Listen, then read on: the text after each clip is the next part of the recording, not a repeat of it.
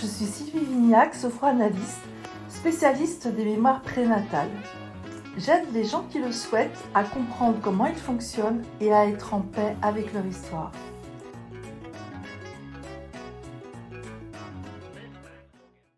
Qu'est-ce que les pleurs peuvent contenir et comment les accueillir plus paisiblement?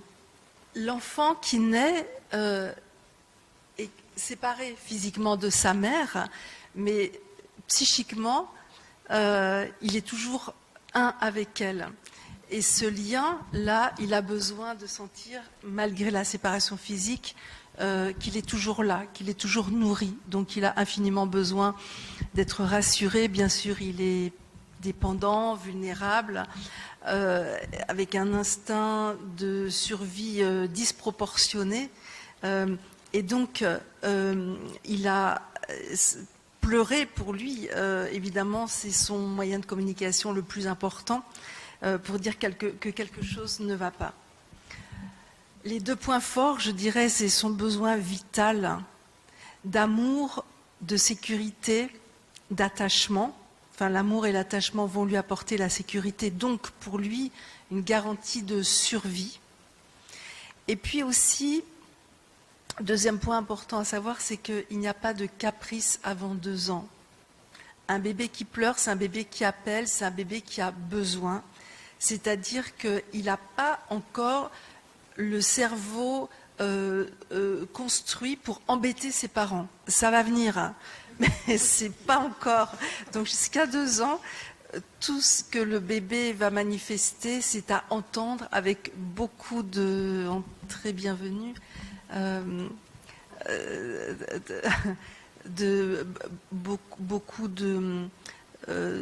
Beaucoup de soins, beaucoup de présence, parce qu'il a vraiment besoin de dire quelque chose. En quoi c'est si important de l'écouter et de l'aider, de lui apporter, de se sentir reconnu, sécurisé, consolé, écouté, regardé, de sentir qu'il a de la valeur, qu'il a une place, qu'on écoute et qu'on répond à ses besoins, parce que ça vient nourrir l'estime de soi, ce pilier sur lequel on s'appuie toute notre vie. Il commence là, dès la naissance, et cette construction-là nécessite, on va dire, une écoute qui apporte vraiment de l'apaisement au bébé.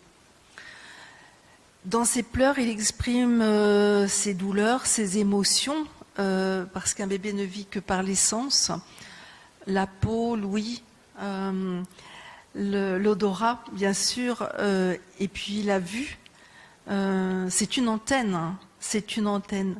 Et quand un bébé n'est pas calmé quand il pleure, hein, ça peut vite monter en puissance parce que tout chez lui est amplifié. Il n'y a pas de demi-mesure. C'est-à-dire qu'il est surpris lui-même aussi par des réactions qu'il peut avoir, par les émotions qui le traversent, qui sont des flux, des décharges hormonales. Donc il peut être surpris de ça et il ne sait pas les contrôler. Et donc tout est démesuré. Donc une peur qu'il peut avoir va être une terreur, une colère, ça va être de la rage, et une tristesse, ça va être du désespoir. Donc c'est pour ça qu'il a vraiment, vraiment besoin de cette écoute patiente pour l'aider à supporter ce qui le traverse aussi. On le sait que laisser pleurer un bébé exagérément va avoir des effets néfastes sur sa personnalité et bien sûr toucher l'estime de soi, la confiance en soi et plus tard faire souvent des adultes qui auront du mal à gérer les stress, les angoisses et les peurs. En fait, il n'y a pas de vertu à laisser pleurer un bébé tout seul. Un bébé qui pleure a besoin d'être rassuré, de sentir que quelqu'un est là pour lui. Ça ne veut pas dire forcément le prendre dans les bras, et ça veut dire juste être là. Ça peut être de le toucher, de le masser. Mais ça peut être aussi de lui dire votre fatigue. parce que les parents aussi, dans cette incompréhension des pleurs, peuvent être débordés, saturés, fatigués. Et le bébé est comme un buvard, donc il va sentir ce stress, qui va le faire pleurer plus fort, et ça va monter crescendo. Donc à ce moment-là, c'est important de pouvoir aussi se dire qu'on pose bébé et on va demander de l'aide.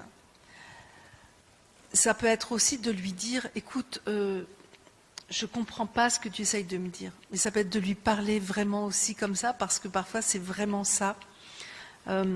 Et donc de pouvoir aussi se donner le droit d'être saturé, d'être fatigué, parce que avec le micro, je ne vais pas le faire, mais je vais te confier ton bébé. Parce que dans un moment de désarroi, d'exaspération, d'épuisement, eh bien, c'est là qu'on peut prendre le bébé et finir par le secouer. Et c'est tellement, oui, et la tête ne tient pas, et c'est là qu'il y a des lésions aussi qui peuvent être très graves. Autre chose, donc le bébé apprivoise son corps, donc les odeurs, la façon dont on le touche, dont on le déplace, dont on le porte, dont on le transporte aussi. Tout ce qui va le toucher, les tissus, et puis les sensations extérieures de chaud, de froid, son volume, son poids. Toutes les difficultés qu'il va rencontrer, qui sont pour lui que des choses nouvelles à expérimenter. Et puis la difficulté à s'endormir, à se réveiller, les sons, et y compris les sons qu'il fait. Et l'inconfort intérieur. Alors la digestion, le système digestif est immature, hein, et au bout d'une quinzaine de jours, les coliques apparaissent et on voit au bout d'un mois et demi, particulièrement ce qu'on va appeler les pleurs des 6 semaines, des pleurs particuliers, vraiment dus à cette maturité intestinale qui est en train de se mettre en place et qui crée aussi vraiment des douleurs. Donc ça, on va l'identifier parce que les pleurs sont à proximité des repas.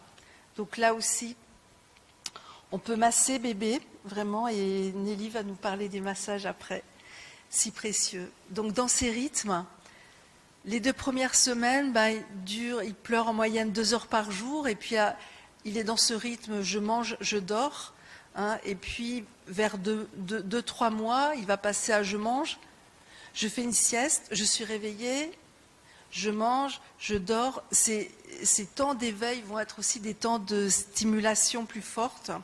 Et donc, c'est des choses qu'on peut retrouver aussi dans ces les troubles du soir et les pleurs de décharge de toutes ces stimulations de la journée. Vers 6-8 mois, on va trouver une autre maturité de l'enfant, qui est sa conscience, la conscience qu'il est séparé. Et cette conscience-là va lui faire sentir une appréhension, une peur de l'inconnu. Et parfois, c'est ce qu'on va trouver des bébés qui avaient l'air très sociables et que tout le monde pouvait prendre et qui peuvent être plus difficiles à approcher. Il a besoin à ce moment-là, à nouveau, d'être hyper sécurisé. Je vous propose d'écouter d'écouter pleurer bébé. Alors, si le son est un peu fort, on va le laisser comme ça, juste observer ce que vous ressentez. Donc, juste avant de le faire partir, une Australienne, Priscilla Dunstan, a découvert, enfin observé qu'il y avait des sons très spécifiques, et chez les bébés, elle a fait une étude, chez les bébés très spécifiques selon leurs appels et leurs besoins, et elle a fait une étude chez des centaines, des milliers de bébés dans des continents différents. Et le constat, c'est que les bébés de tous les continents, tous les bébés humains, font les mêmes cris pour la même chose. Et elle les a donc enregistrés et elle a classifié ça, et c'est ce que je vous propose d'écouter. C'est juste merveilleux de se dire que tous les bébés de la Terre s'expriment de la même façon.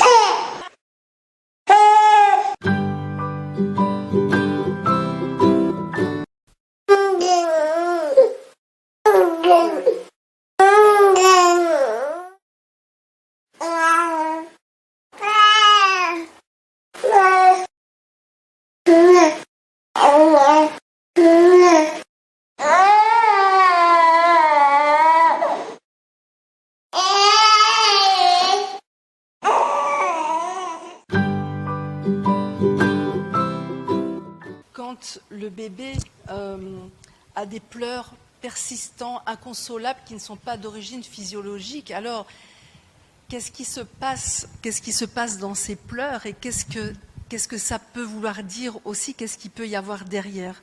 Donc ma spécialité des mémoires prénatales font que c'est quelque chose aussi que moi je vais inviter à explorer, parce que la vie intra-utérine du bébé est toute proche, son histoire elle est toute là et sa naissance elle est toute fraîche aussi pour lui, et parfois bien sûr que les parents le savent et ne font pas forcément les liens. Alors ce que je propose d'explorer aussi, c'est que dans ces pleurs il peut y avoir le vécu et le ressenti des parents pendant la grossesse. Qu'est-ce qui s'est passé pour eux quand ils ont découvert cette grossesse, quand ils l'ont annoncée, par rapport au désir de cet enfant, la place qu'il a dans la fratrie, et puis les événements extérieurs, les problèmes de famille, les déménagements ou un déménagement, un décès. Les événements aussi liés à la grossesse, c'est-à-dire qu'il y a des examens pendant la grossesse, sous couvert de rassurer ou de s'assurer d'eux, eh bien ce sont des examens aussi qui peuvent être extrêmement anxiogènes et laisser une peur et avoir coupé même le lien de la mère avec son bébé pendant un moment de la grossesse, par peur qu'il y ait peut-être quelque chose. Et ça aussi, ça compte. Un risque de prématurité aussi ou par rapport à l'accouchement. J'explore aussi la naissance. Comment elle s'est passée cette naissance? Est-ce qu'il y a eu cordon autour du cou, prématurité, les forceps, une césarienne, la couveuse qui aura séparé bébé, qui lui aura donné un sentiment d'abandon aussi, ou un risque pour la maman et pour le bébé. Bref, tout ça compte et peut être contenu dans les pleurs. Donc il y a aussi à envisager dans les mémoires prénatales ce qui est encore mal connu, qui est la perte gémellaire. Donc parfois il y a un jumeau au début de la grossesse, ce jumeau disparaît, mais le bébé en garde la mémoire et il peut avoir des ressentis très, très forts, très puissants aussi de solitude, en tout cas dans ses pleurs, il peut exprimer ça et personne ne le sait. Envisager aussi l'écho du bébé intérieur des parents. Alors je vais en dire un petit mot parce que c'est ça que moi j'ai vécu aussi, qui m'a fait découvrir l'importance de ça à la naissance de mon deuxième enfant.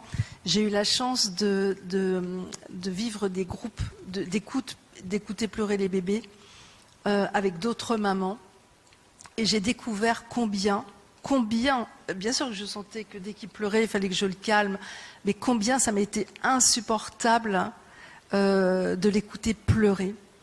Et j'en pleurais quand les mamans autour me disaient « mais laisse-le, regarde, il a tout ce qu'il faut, il a mangé, il est bien comme il faut, mais il décharge, il a besoin ». Et je ne supportais pas ces pleurs. Et en fait, c'était une résonance directe et ça m'a ouvert cette dimension-là aussi du bébé que j'étais, hospitalisé beaucoup, laissé tout seul, pleurer beaucoup et sans être rassuré, consolé, etc. Et ça faisait un écho direct à ça. Je l'ai compris, j'ai commencé à le comprendre là, et je l'ai guéri bien plus tard avec la sophroanalyse, mais c'est une chose extrêmement importante. Et donc, ce que je propose, alors, on va terminer, voilà, moi c'est des ateliers ou des rendez-vous familiaux, individuels, ou des ateliers pour écouter pleurer bébé. Ce rendez-vous-là, c'est pour apprendre à bien l'écouter pleurer, mais bien l'écouter pleurer, c'est aussi bien l'écouter rire, bien l'écouter vivre, et un enfant rassuré sera plus confiant, bien sûr, et saura écouter. Donc les bénéficiaires, c'est les parents. Donc ça, bien écouter son bébé, c'est du coup être aussi mieux écouter quand il sera plus grand. Donc investir dans une écoute patiente et juste, particulièrement pendant ces 2 ans, pour lui apporter toute la sécurité dont il a besoin et contribuer à son ouverture confiante au monde et à préserver son état de grâce. Voilà ce que je propose